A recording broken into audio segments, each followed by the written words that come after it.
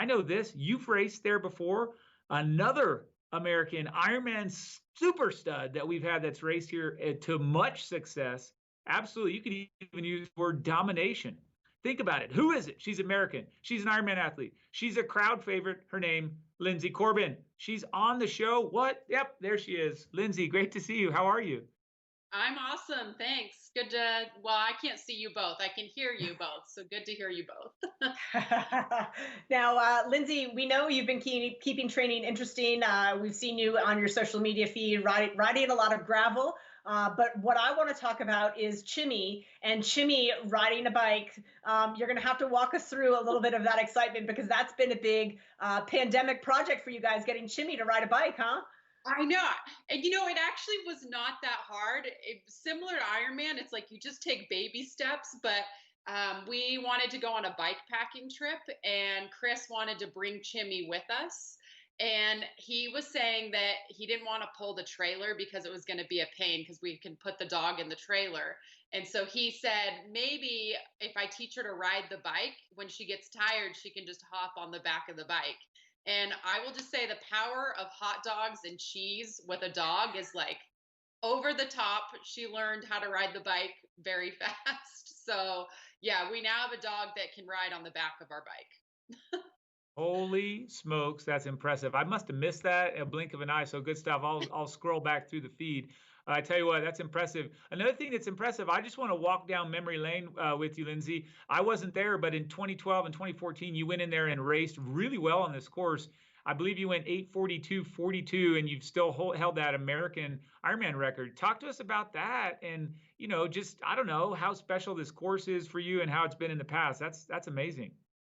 Yeah, definitely. I mean, I can't speak highly enough for the Ironman Austria course. If anyone is ever wondering of a race to do, I always say Ironman Austria is for sure a bucket list. But the bike course there is so much fun. So it's actually kind of a trip to see these guys riding on it here and being like, oh, wait, I think I remember that spot. But lots of rolling hills, tons of climbs, a lot of beer. You run through beer gardens, tons of people cheering.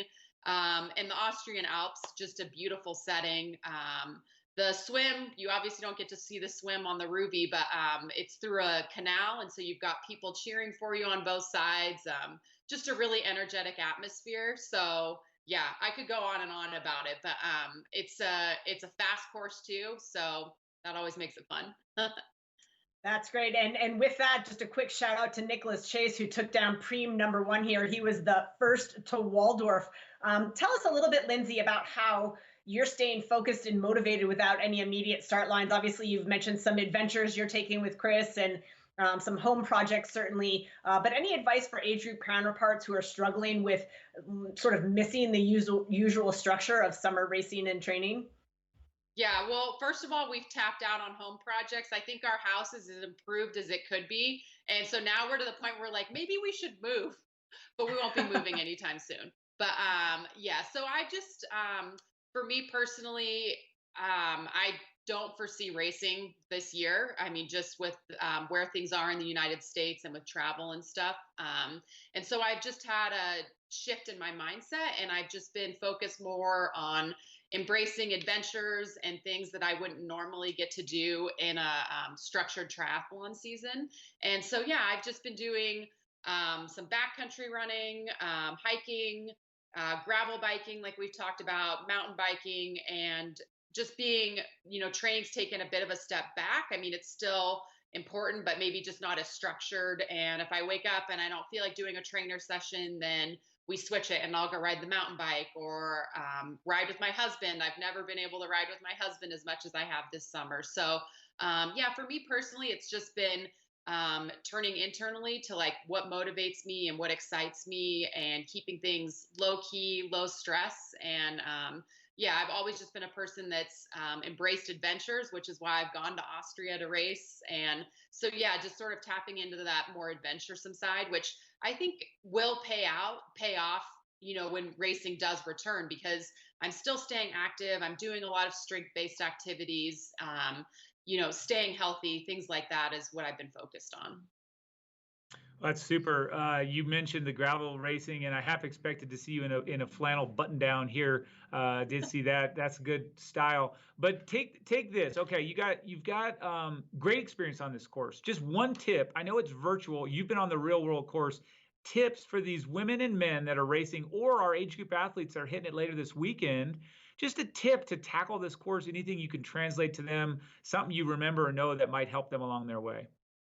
Yeah, well, of course, like this, it looks like they're going a little bit flat here, but I always think what goes up must go down. And I've always been a person that's worked the downhills, both in running and in cycling.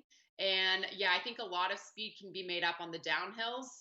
So yeah, that would be my advice is that, keep it controlled. You don't want to spike that heart rate too high on the uphills and burn too many matches. And then let her rip on the downhills. And actually, on this Ironman Austria course, they spray paint all over the roads, and one of the roads is permanently spray painted. And as you reach the descent, it says, "Let her rip, tater chip."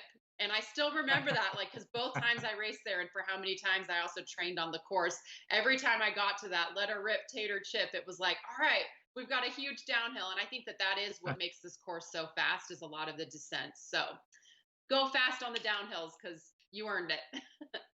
Nice. I love that. That kind of makes me think of Hoch wie eine Ziege, runter wie eine Bowlingkugel, which means up like a goat, down like a bowling ball. I didn't make that up, Lindsay. That's a preem. Don't worry. I'm not that good. I In was going fact, to that say, could have been. wow, I am impressed. I don't even know if I said it right. Anyway, this has been great. It's so fun to see you. It's so fun to have you on our show and sharing that stuff. Any little shout outs to fans or family or friends that you want to do before we say goodbye and thanks for your time? Well, you actually took the words out of my mouth. I was going to say Brent McMahon's COVID hair is just crushing it. And then I tuned in right before I got on and I heard you commenting on his hair. So, yeah, good job to everyone racing. And I hope to see you all at the races sooner rather than later. And let's just keep plugging away. Good job.